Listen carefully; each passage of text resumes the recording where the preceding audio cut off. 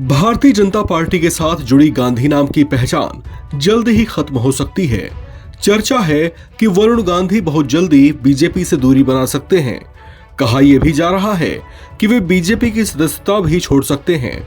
ऐसी चर्चाओं को हवा तब मिली जब बुधवार को अचानक उनके एक प्रतिनिधि पीलीभीत पहुंचे और 4 सेट के नॉमिनेशन पेपर खरीदकर वापस दिल्ली लौट गए।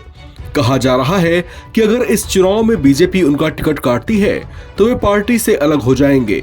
बीजेपी उत्तर प्रदेश की 80 लोकसभा सीटों में से 51 पर उम्मीदवारों के नामों का ऐलान कर चुकी है। 6 पर सहयोगी दलों के उम्मीदवार हैं, जबकि 23 सीटों पर नामों की घोषणा होनी बाकी है। वरुण गांधी, जो पिछले करीब 3 सालों से अलग अलग मुद्दों पर अपनी ही पार्टी को घेरते आ रहे हैं, उन्हें लेकर पार्टी सूत्र कोई शुभ संकेत नहीं दे रहे। चर्चाओं की माने तो पार्टी कोर कमेटी की बैठक में भी वरुण गांधी को टिकट न दिए जाने पर जोर दिया गया है।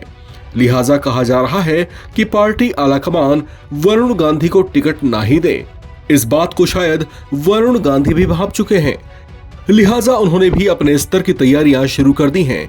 आपको बता दें कि उत्तर प्रदेश की 80 लोकसभा सीटों के लिए 7 चरणों में चुनाव होगा, जिसमें पहले चरण में ही पीलीभीत समेत सहारनपुर, कौरान, मुजफ्फरनगर, बिजनौर, नगीना, मुरादाबाद और रामपुर में वोटिंग कराई जाएगी।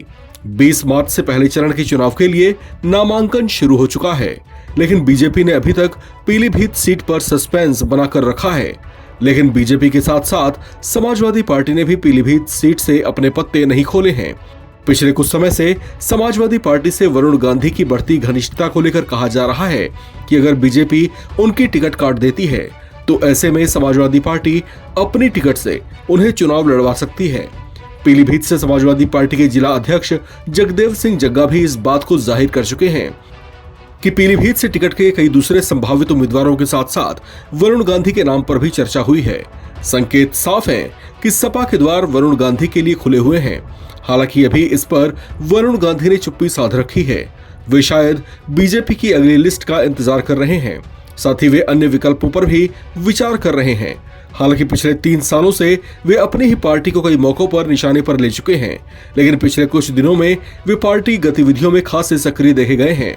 उन्होंने पिछले ही दिनों प्रधानमंत्री नरेंद्र मोदी की खूब प्रशंसा भी की थी, जबकि पीएम मोदी की वीडियो कॉन्फ्रेंसिंग में वे पार्टी के दूसरे नेताओं के साथ दिखाई दिए थे।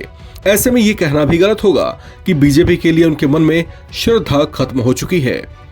इस खबर में फिलहाल इतना ही। बाकी अपडेट्स के लिए आप बने रहिए एनबीटी के साथ।